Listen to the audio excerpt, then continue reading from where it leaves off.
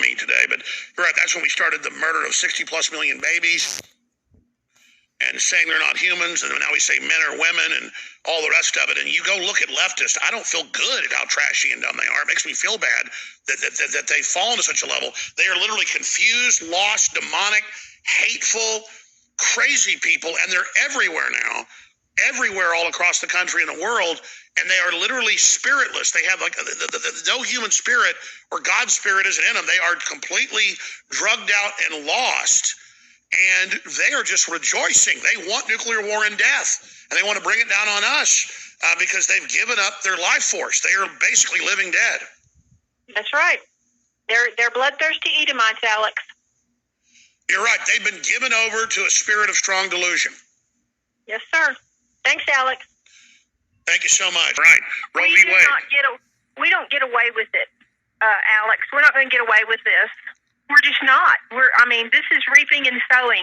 The whole world has reaped bloodthirsty Edomite behavior. The whole world has reaped bloodthirsty Edomite behavior. And we are reaping what we have sown right now. And it is going to get worse. On the 13th of January, fighting between government and rebel forces in eastern Ukraine significantly intensified. Since then, fighting has killed dozens of civilians, many of them in unlawful attacks.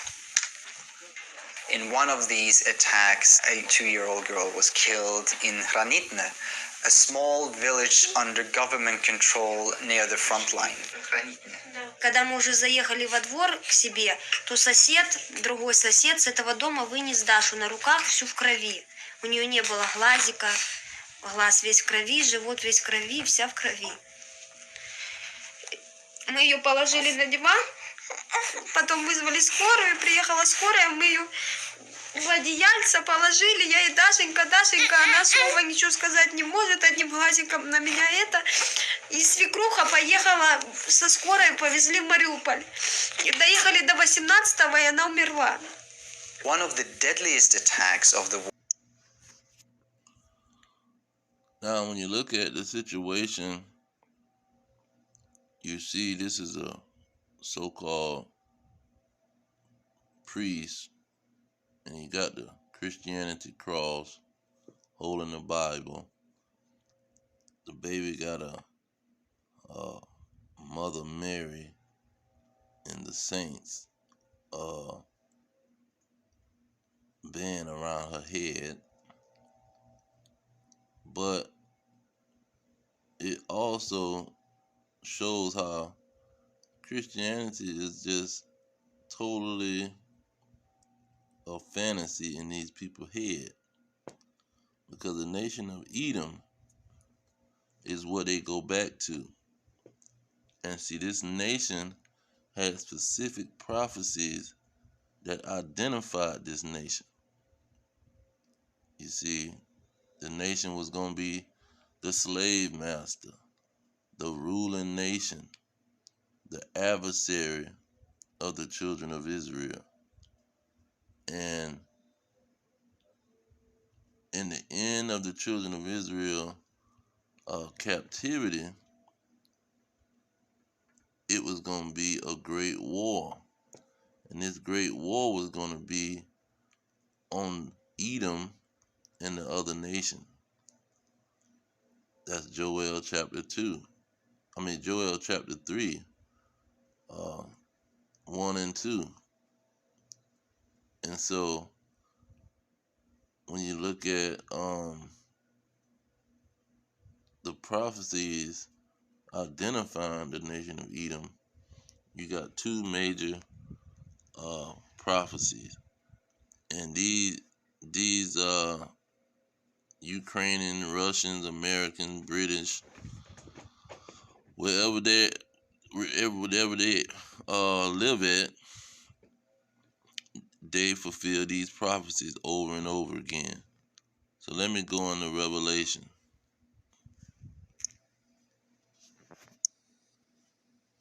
Revelation is about the future. So it also identifies how the Edomites was not so-called exterminated or they mingled into the Israelite population. It says, and there went out another horse that was red. Now, Edom means red. Edom stands for the children of Esau, and Edom, the word literally means red. So this horse is a power or a kingdom, because Yahushua, who the ignorant call Jesus Christ, look what he was categorized as, a white horse. See, his kingdom was categorized as a white horse. Now that's not talking about he gonna be galloping on some horse. This is a kingdom, because he's a king. That's why I say, and a crown was given unto him, and he went forth conquering and to conquer. So the next adversary to the king of the Israelites, the king of the sons of Jacob, you got verse 4, Jacob and Esau. See, that theme never left. See, that theme was always going to be there. Exodus 17 and 15, the Lord made an oath that it would be there. See, he made an oath that the children of Edom was going to be the adversary of the children of Jacob unto the end of the world. Look at verse 4. It says, and power was given to him to take peace from the earth, and did he go to part, and that they shall kill one another. See, this is what they've been doing with World War I, II, III, Vietnam, Korean War, Civil War, Revolutionary War, the French War, the 30-Year War. See, since 1776, the American government been at war 93% of the time. You see, they've been killing each other. When the Greeks and the Romans was battling each other during the Maccabees era, fighting endless wars, because that's the prophecy of the nation of Edom. They would be killing one another. And then look at the other blessing that they was given in Genesis 27 and 40. It says, there was given unto him a great sword. See, Esau was blessed with the sword. The Lord say his blessing was that he would live by the sword. So that's two clear situations. Edom means red, and Esau would be blessed. His children, his nation, would live by the sword and have dominion over the world. That's why I say he can take peace from the earth, because they have dominion over the world. And so when you go to verse 8, it talks about Edom, and it gets specific to skin complexion. See, only skin can be pale. A horse cannot be pale. A horse is either white, it's either black, it's either brown. You never see a pale horse. Horse is about, paleness is about skin complexion. You see? And so when you look at this situation, it says here, and I look, but this verse 8, and I look, and behold, a pale horse, and his name that sat on him was death, and hell followed him. Now let's go to this. Obadiah was written about the Edomites, and Habakkuk was written about the Edomites. Okay, look at verse 3. It says God came from Teman. Teman is one of the top tribes of the Edomites. When you go to Genesis 36, you can see that. Now, here, when it's talking about death and hell, look at what it says. Yeah, also because he transgressed by wine, he is a proud man, never keepeth at home, who enlarges his desire as hell and is as death. See, that's what Revelation was talking about. It says, and his name that sat on and his name that sat on him was death. That's that pale nation. See, because when you have leprosy, you become pale, and you can be red because you can see the blood come forth under the skin. So this is what the nation of Edom is doing. They killing one another. Now let's see, it said, and power was given unto them, see, unto them, the nation of Edom.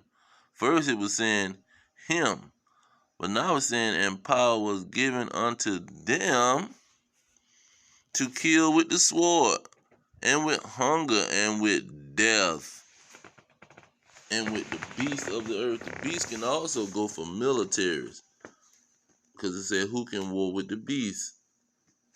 They have the militaries.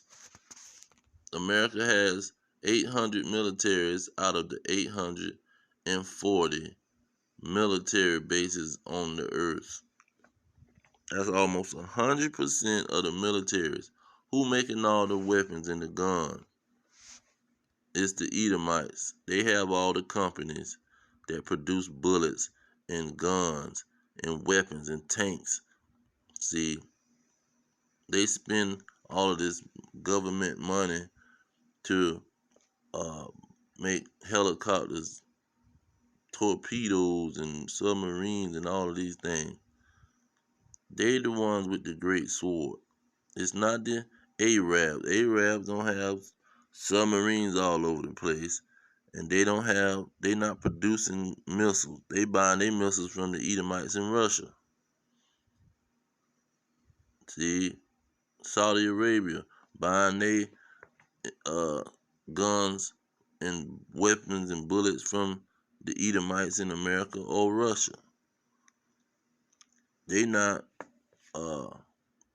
buying these from the Arabs. The Arabs buying it from them.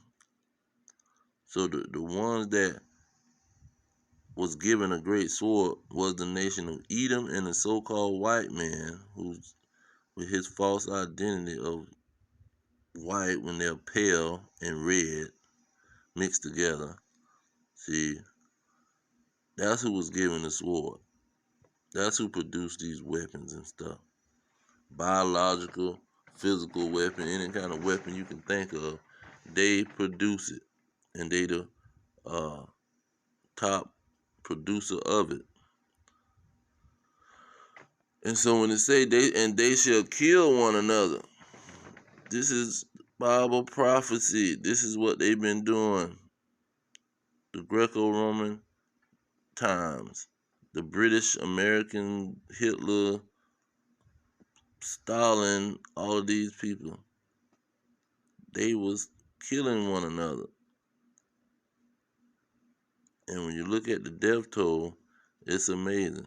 And then when like the lady said in the video, they in 73 they start killing the unborn Edomites. Before they even can be born, they tell the women, you can get rid of them, that's your body. You can kill whatever come out of your body or whatever in your body, you can kill it.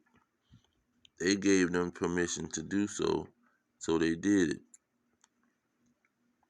Because that's what it said. Power was given him to kill with death. And that's what they've been doing with these so-called babies. And see, this is why Ezekiel say they want to be like God. They want to have the mind of God. Let's get this. 1 Samuel 2:6. It say, the Lord killeth and maketh alive. He bringeth down to the grave and bringeth up. So the Lord killeth. See, he the one that has the power to kill. And the nation of Edom want to have the mind like him. So they want to kill also.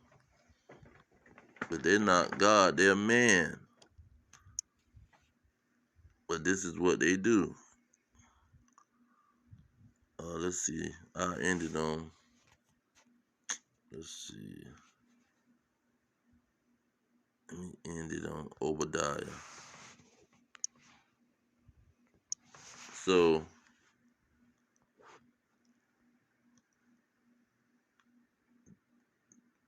let's see here.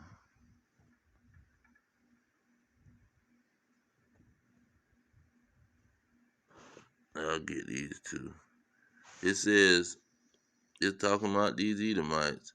Shall I not in that day, says the Lord, even destroy the wise man out of Edom, and understanding out of the mount of Esau? That's that mountain.